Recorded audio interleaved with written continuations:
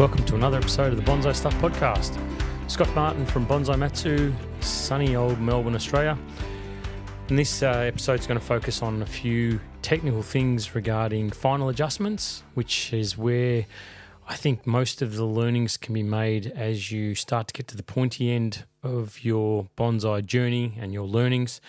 Final adjustments that I had made that I want to talk about happened in Japan, and where they can be seen as a really positive experience. It's like a critique for a show or your tree being put up in front of someone else. It's a really positive experience when it's done the right way, of course. So I want to talk about that a little bit. Also want to talk about watching a professional work, which was incredible experience that I had in Japan as well, and reflect on how that was life-changing for me. And now as we head we're in winter now, in the Southern Hemisphere, we're heading towards our repotting cycle, and it's time to start talking about pots a little bit more. So I want to have a chat about that. Let's get into it and see what happens, eh?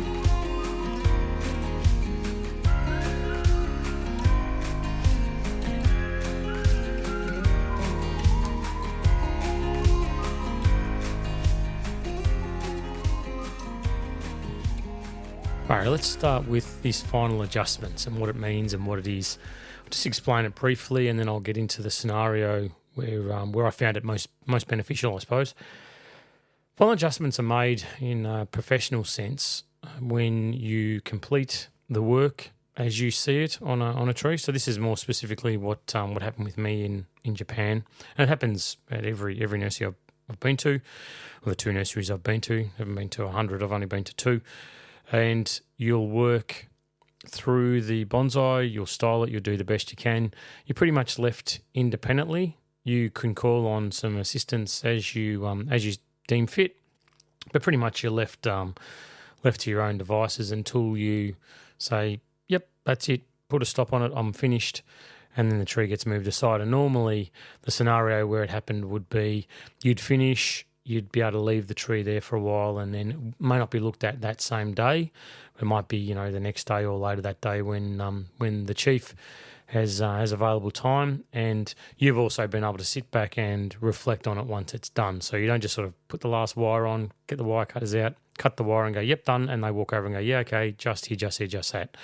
Actually needs to soak in a little bit so you can look at the tree, take time to make your own final little adjustments on it as well. And often, for me, I find that sitting back and reflecting and looking at the tree from a distance, I can see a lot of extra things. And another technique that I use for making final adjustments is to take a photo. And that's because when you look at it on a photo, the camera often is at a different angle to what you are, a different perception of the tree. And I find that I can look at the design on a camera, zoom in and go, look at that. That's really thick and dense in that area. I don't see where it is. And then you walk over to the tree and have the camera in one hand or the phone, and you look at it and you look at the tree and go, that's right, it is. It's actually cluttered in that area. So you can clean it out a little bit more or make a adjustment with wiring or whatever it is. But I find that it's a really useful technique to put the finishing touches onto your trees before you say, that's it, they're done, back onto the bench and move on to the next one. So final adjustments are the minute tweaks, and that's the best description I can give you is it's the difference between a professional who's very experienced and very knowledgeable and very well respected to an amateur. Those adjustments that they make, that's what I call $1 million. That's where you get the most benefit, or that's where I got the most benefit out of actually being in that environment. Because once and this was in 2016, so this was right, I'd been to Japan a number of times. I'd studied, I'd learnt the techniques, I'd practiced so much in the background, I'd refine things as much as I possibly could, or I thought that I could. So your application of wire is fine. It's not something that someone needs to focus on and say, okay, so next time you wire, do this. Or your placement or pad development, that sort of thing. You're good at it, maybe not to the level of a professional, and that's when they walk in, you've done it to the best of your ability, they go, right, now, okay, this is what a professional would do. And they walk in and they change it, and it's just a little bit here, a little bit there. It's not like they walk in with branch cutters and start snipping branches off, because at that point, your choice or your design intent, your focus on the tree, generally it's along the path of what it should be. So if it's more than that, well, then that's still an adjustment. It's just not the micro adjustments that I'm talking about with this. So this, what I really found, and the biggest learning curve for me with it was sitting back behind their shoulder. So you're looking at the tree the way that they're looking at it, and when they move, you go. If they go higher, you go higher. If they go lower, you go lower. So rather than just sitting back there, getting upset and getting insulted, oh, my tree's getting worked on, oh, it's perfect the way it was, oh, it's, whatever. I really looked at it and said, how do I get better? How do I see things from your perspective? Because I like the way that you do things. I admire the way you do things, and the quality of what you do is second to none, as far as I'm concerned. And I just want to reflect at this point that this is where it's really important that these adjustments are done by someone that you want them done by. If you go to a group setting, whatever it is, and someone comes over and they started tweaking your tree or whatever, and you don't know what their trees look like in their yard, maybe the quality of what they do isn't to what you want, well then really, one, they shouldn't be touching your tree without your permission, but secondly, you probably don't want to look at those adjustments because they're not going to be of the quality or of the standard or learning for you. And that's where, being in Aichi in Nagoya and seeing Mr. Tanaka come in and sit there, it was a privilege. I really looked at it like, my God, there's not many people around the world that can actually have this done, where they can work on a tree, get it to their best of their ability, but then all of a sudden you can see that tree better. And that's where this focus on these adjustments. And I love it now when I, you're on social media and you see someone in one of these environments and they're brave enough to put up, okay, here's the tree before, here's what I did, and here's after adjustment. Because for me, it's really that flicking between the two photos of where that person was at, and you look at it by itself and you go, yeah, it's amazing, that's fantastic. But then you flick to after adjustment and you go, oh my God, look at that. That's just moved. That's a tweak here, a tweak there. It's minor. It's nothing major, but it makes the world of difference to the overall design of the bonsai. And that's the $1 million. That's what I got so much out of being in Japan. And I look back through my notes, specifically getting ready for this podcast, and I'd always make adjustment notes. I'd go, yep, okay, so I did this tree. Then Oyakata would come in and he would do an adjustment. And this time he did this, and this. And then sort of the adjustments over my years returning there became less and less and more specific. And as they honed in, it's like a target on a dartboard. As I sort of honed in on that, I actually found that I got a lot more out of it, because the earlier ones I looked at and I thought, yeah, really, they're pretty fundamental stuff, and I'll look at it now. It's all part of my learnings. I'm not negative about it, but I didn't get as much out of it at that point, like opening up for negative space or putting a branch here and moving your apex to this side so the flow and intent of the tree is blah, blah, blah, blah, blah, right? So, but by the end, a little tweak here and a little tweak there, and looking at where, maybe a back branch was adjusted slightly so it filled this certain spot, it was like, oh my God, that's the gold. That's the honey that I really wanted when I came to these trips. And looking through my notes on, the last trip, I worked on a lot of trees, and they were quicker and faster. And it was almost to get to the point when I was reading my notes that I wanted to get to the final adjustment. I wanted to see the learning stuff, and that's where I could really hone in on what I would do different from then going forward. And now when in my environment and in my profession now as a bonsai professional, I put as much into the adjustment on someone's tree that I wanted, because I think that that's where if it's looked at the right way and it's managed by me the right way, then the person at the other end of the adjustments will then take that extra 1%.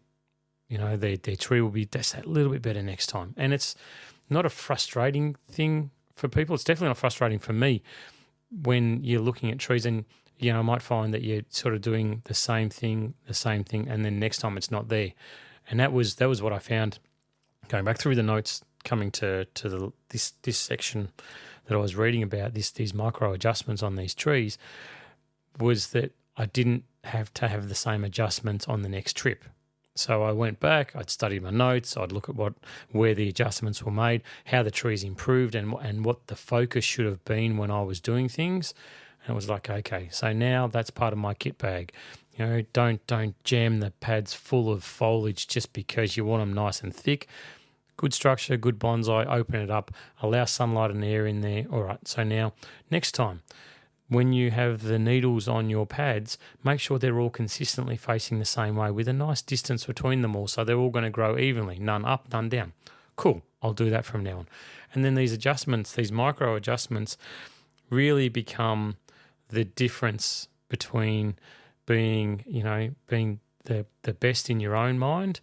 It's not about a competition with other people, but the best that you can possibly be as to where you are at that point in time. So I think if you get the opportunity to get adjustments made on your tree, one piece of advice is look at it from their perspective. Wherever that person's head is, stand behind them and look at what they're looking at and where their hands get adjusted, and take photos along the way. That's one thing that I did too, was as the adjustments were being made, I'd be in the background, photo.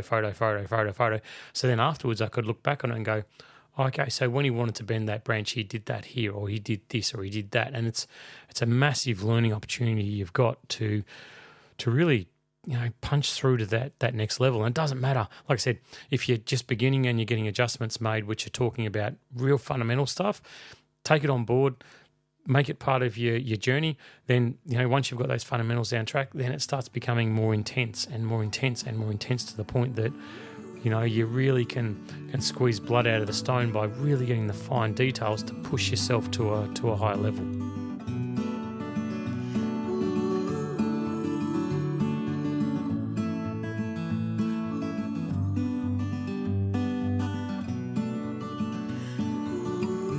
One of the other best experiences that I had when I was in Japan popped up while I was researching for these final adjustments. I came across this story which I thought would be of interest because I loved it and I hadn't thought about it for such a long time.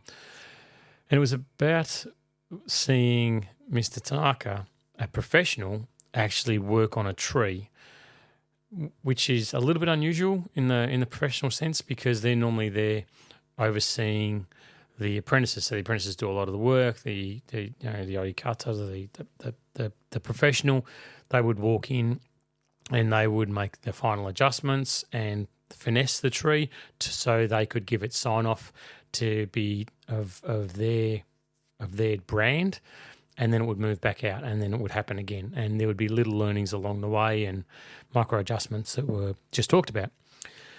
So when it came around that I was there, I was told, so see this massive white pine. There was an enormous white pine there, and that had this welcoming branch.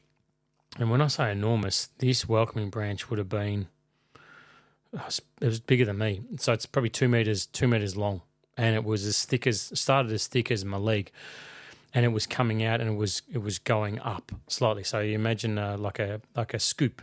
As branches start to grow on your bonsai, they start to scoop up towards the end. Well, imagine a 2 meter long branch that had a scoop up towards the end.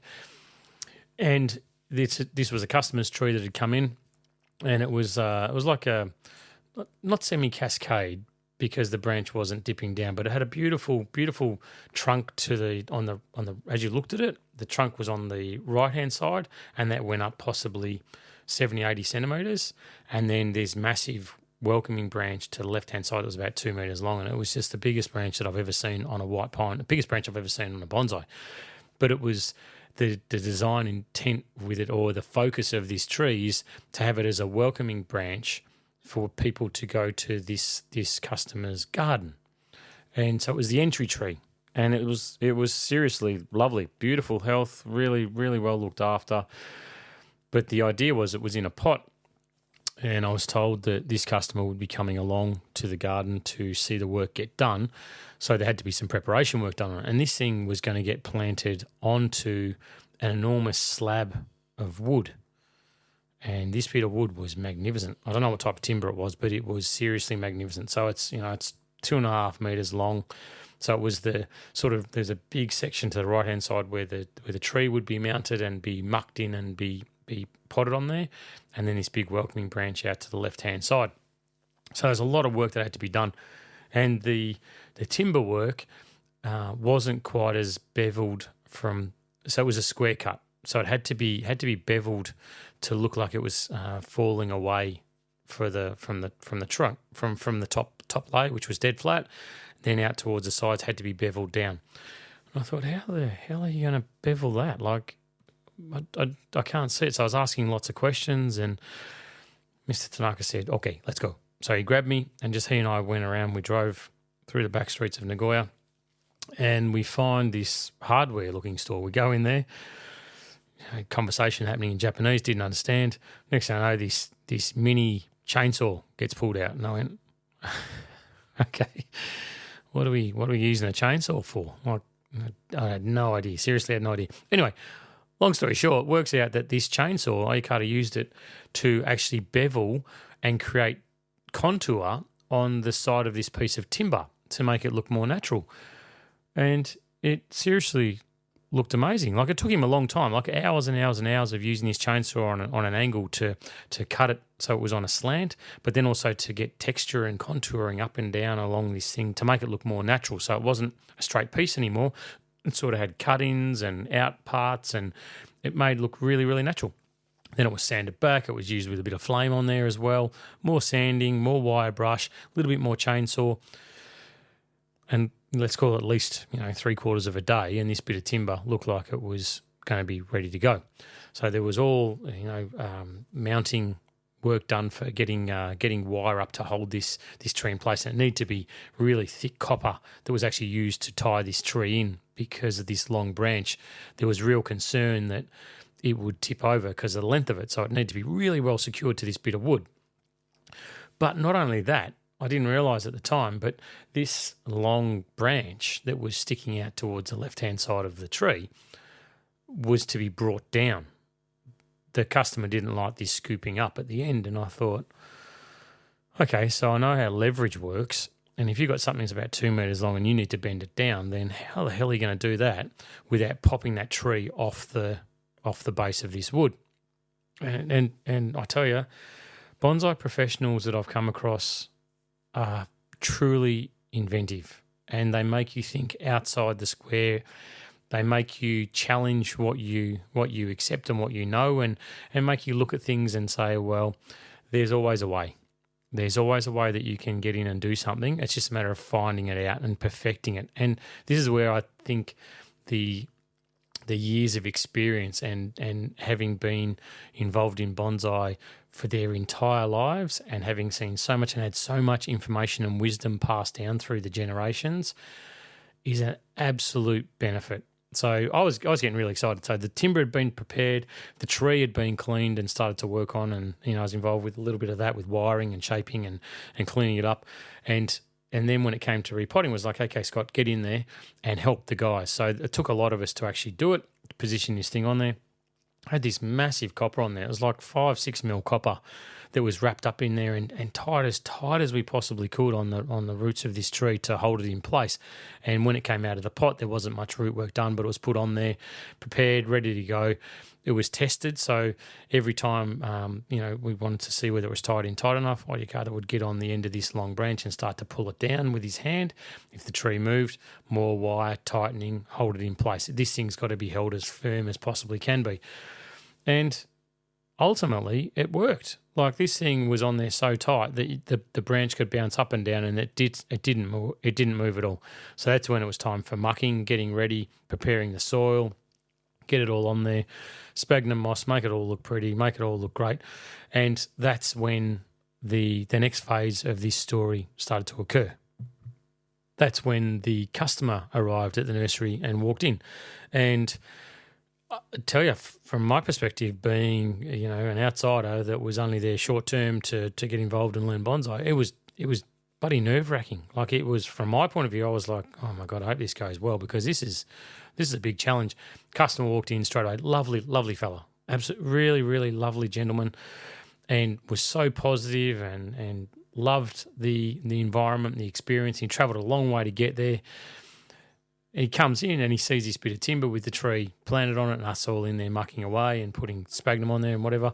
And he was wrapped. Like, he was so excited with it. It was like exactly what he wanted, to go from a pot to this big bit of timber that was going to be at the front of his garden, that would welcome people into his home, that he was very proud of, and he'd done a lot of work on. It was really nice to see. It was like, whew, wipe a bit of sweat off the brow. And okay, so now it's time to get serious. He wants to see this branch bend, and he wanted to sign off on the positioning of this branch.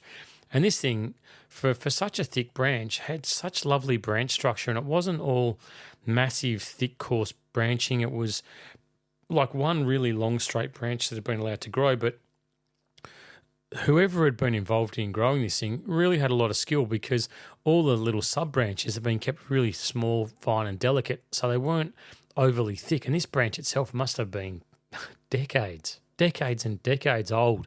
So much work had gone into it, but the fine structure had remained, and its integrity was intact. So it was a nice pad with lots of separation, nothing too thick and coarse, and it was just bloody perfect. So it was like, okay, so how are we going to get this branch down now?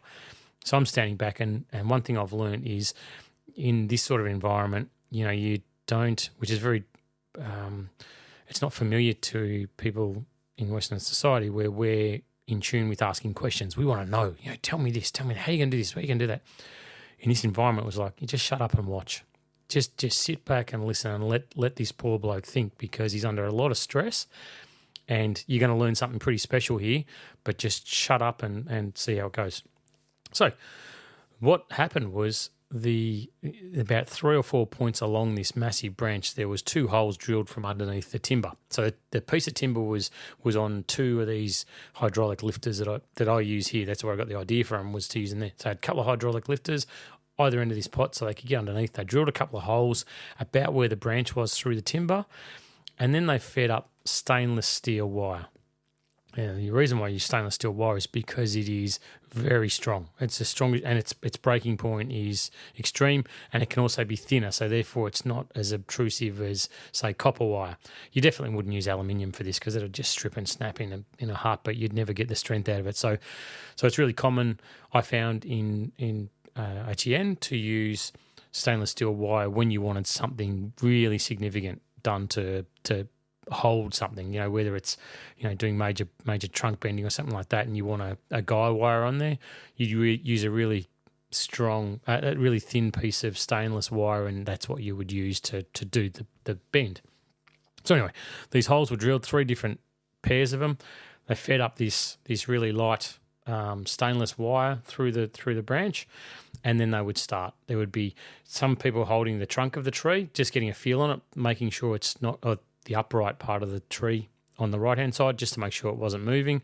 Then the left-hand side, someone would be out on the tip starting to push it down. And as it pushed down, these stainless wires would come up and over and then be twisted and held in place. And then the branch would be brought down a little bit further. They'd move to the next one, tighten that as well. Next one, tighten it. And slowly but surely, this thing started to come down, and the customer, you could see, was getting really excited, because everything was holding. Everything was held in place. The trunk wasn't moving, but the branch was starting to come down to a more horizontal nature, which is that, and I'll make that really clear. That's exactly what the customer wanted.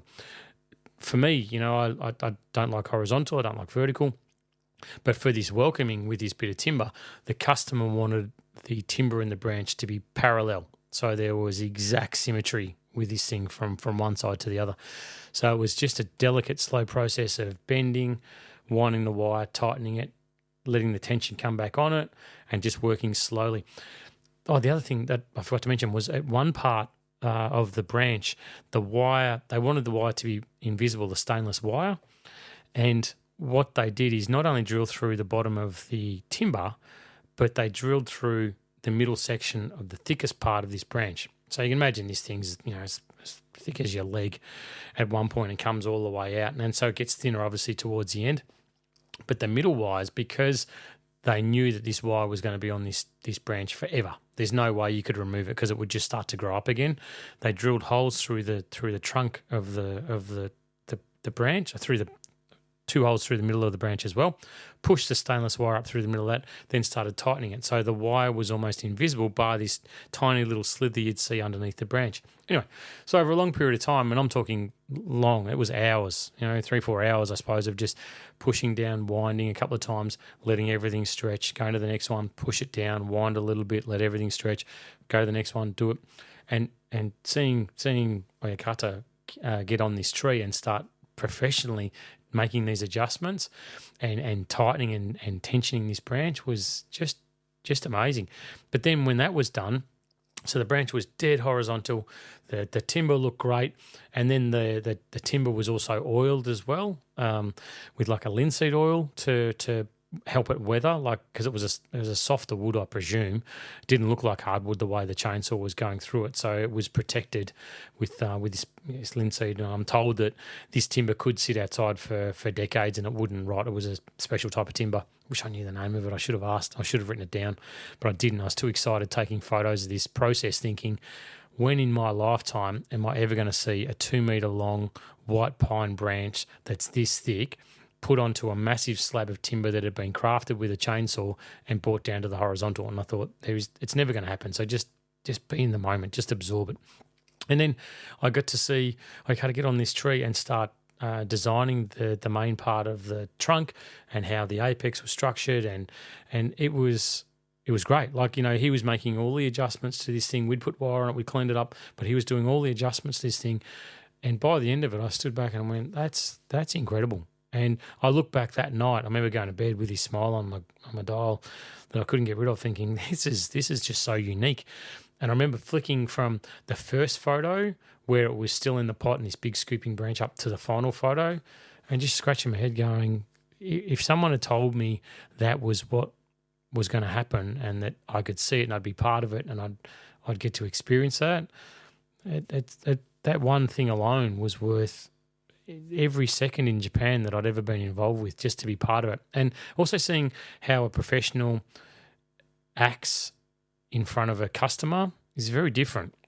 It's almost like the tables are turned completely, from how do I explain it? So from my perspective, being there with Mr. Tanaka, it was very much, he was the boss and we were all there working and I was a sponge to learn as much as I could. When the customer comes in, it's like the hierarchy gets turned upside down, because the customer then becomes number one. And that's such a nice philosophy to have. And, there's lots of businesses that you deal with around, around your country or your place where you work, where you think, you know what, I'm your customer. You should maybe be a little bit nicer to me. And that was the way that it was done in ITN. The customer, whenever they came in, it was their number one, no matter what, And I think it's a lovely way to reflect on that time there and the complete uniqueness of that experience that I was able to be part of.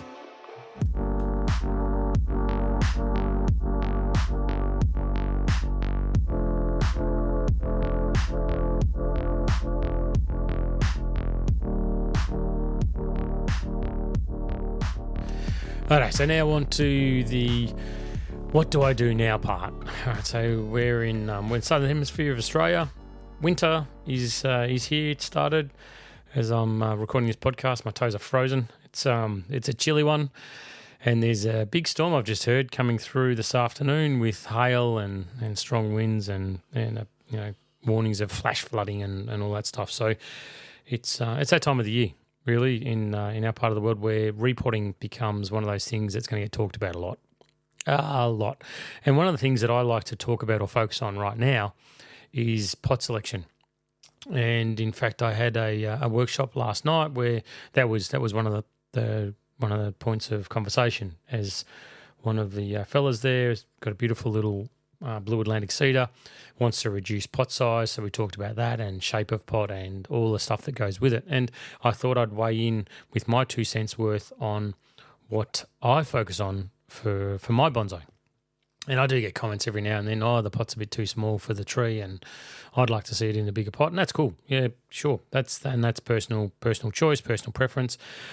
But I think the primary focus for me with repotting at this time is the horticultural side, because as you know, as I've banged on about forever and a day now, this is the 5th year that this podcast's been going, so it's the 5th year if you've listened to them from the start that I've been banging on about how important and vital the tree's roots are for the overall health and well-being of your bonsai, and also for the development of your bonsai to become what it should be and what you want it to be.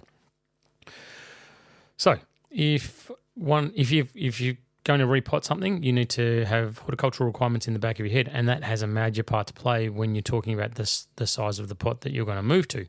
So I'll just give a couple of quick scenarios. If you've bought a tree, nursery stock, it's in an enormous black plastic pot, and you want to suddenly go into a pot that's 20 mil deep, there's no chance. Not with adequate protection of the tree's strength and integrity. Doing that kind of a root reduction can be quite drastic, quite severe. So I think it's like everything we do with bonsai, just have a plan for what you want to achieve and then start the ball rolling. Sure, the tree ultimately, whatever it is, may get into a pot that's only 2 centimetres deep, but doesn't need to do it right now, right? Like there's no rush. There's no finish line. We've got time, and the journey is what's the important part, not the end result. Because once you get to the end result, it becomes really boring.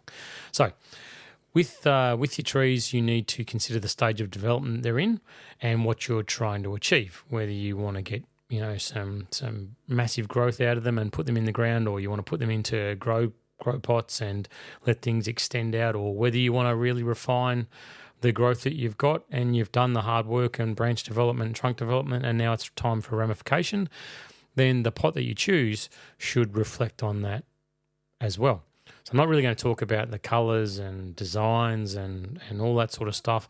What I really want to focus in on for this part is really the size of the pot, of the container, and that you can head towards bonsaiing or your end goal with a pot.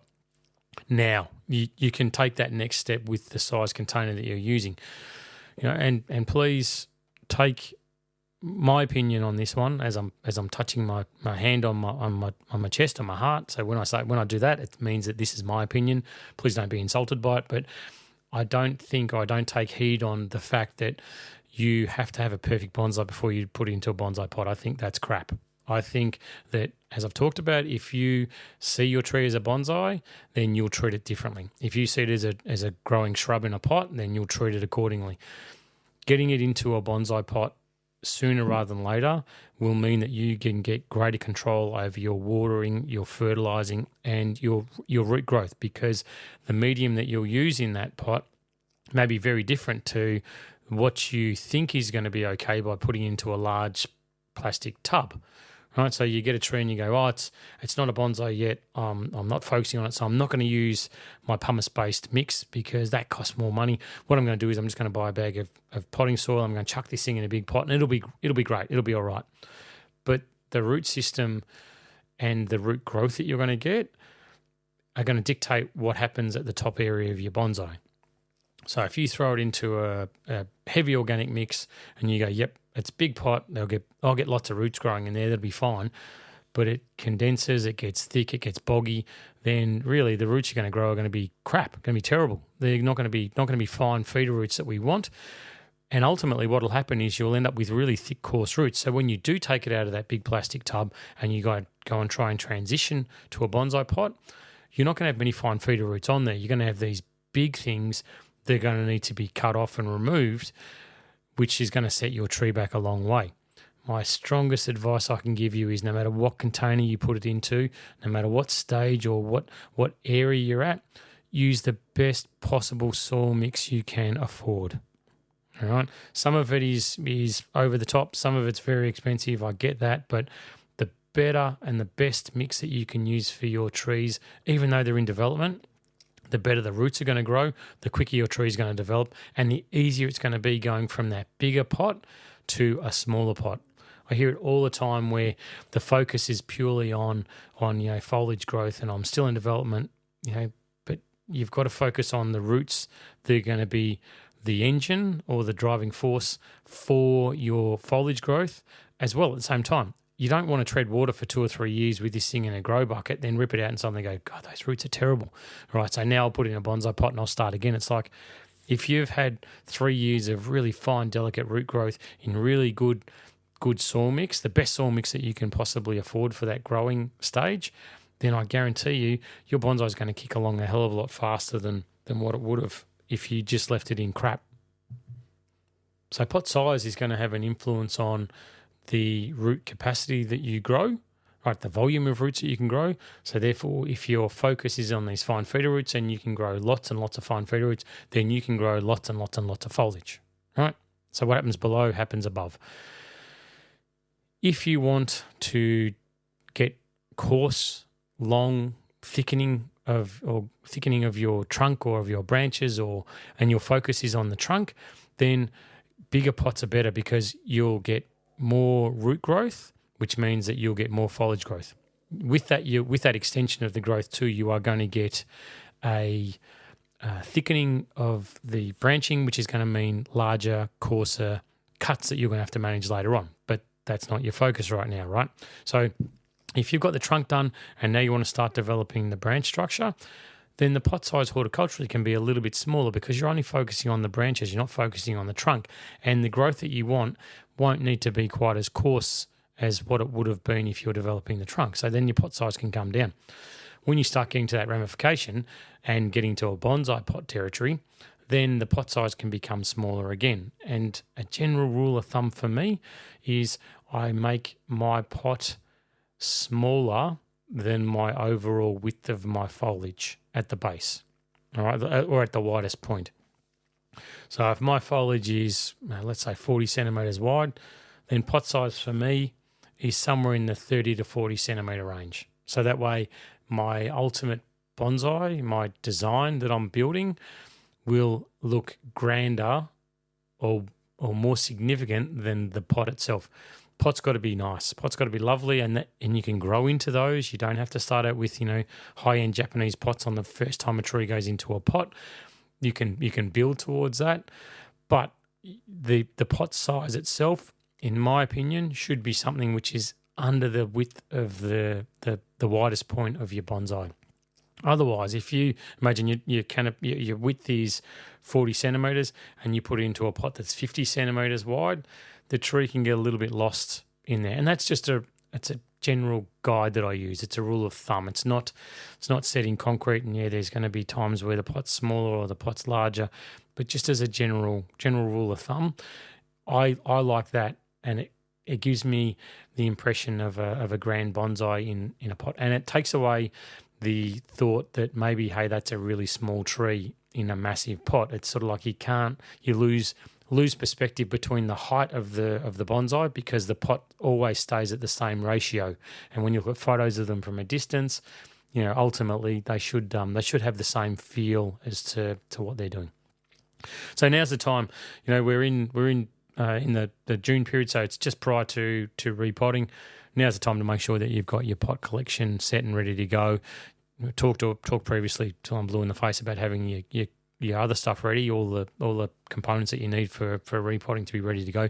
But just think about that transition from trees in development to in the size pot that you want, and that the focus should be on root growth, fine root growth, as opposed to just being a massive tub where you dump rubbish soil in there, because you'll end up with rubbish growth, and that's going to put you behind the 8 ball in years to come.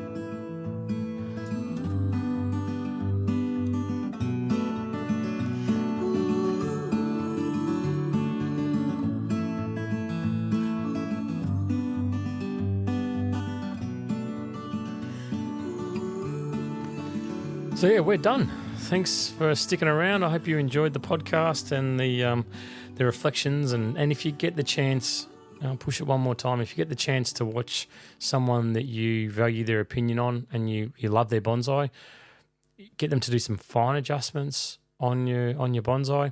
Or any adjustments really. You can learn from those things. Don't look at it like it's a negative thing. And the word critique that gets used with shows and that sort of thing, which have been talked about in previous podcasts, I think maybe instead of using the word critique, maybe something like, positive adjustments would be a way to get more people involved and put their hand up to say, hey, yeah, I'd like some positive adjustment on my tree, rather than saying, yeah, I'd like a critique on my tree, because the person who's doing the fine adjustments, the positive adjustments, or the critique may not deliver the message that you want to hear in the manner that you hear it. So therefore you shut down, therefore you get nothing out of it. But like I said, for me, I found it in the positive environment where I studied and where I learnt the most. I found it probably one of the best things that I could ever ask for, to be honest. So that's a good one. And the story of the white pine too. I hope I can come across its path one day somewhere down the track when I'm travelling through Japan, because it would be lovely to see it. It was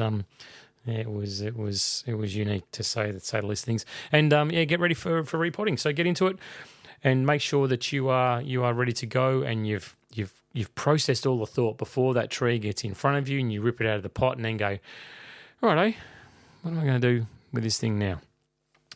Anyway, stick with it. Stay warm if you're in the southern hemisphere. It's a chilly time, and make sure that you chuck another log on the fire and keep it nice and toasty. Look after your trees. Watering's a critical one at the moment too. Your evergreen stuff in this cold environment, make sure that you're on top of it. Don't let them dry out too much just because the deciduous aren't taking up water. Make sure that they don't stay too wet. Keep focusing on the stuff that needs watering, and make adjustments to your own collection as you see fit. And as always, until next time, happy bonsai.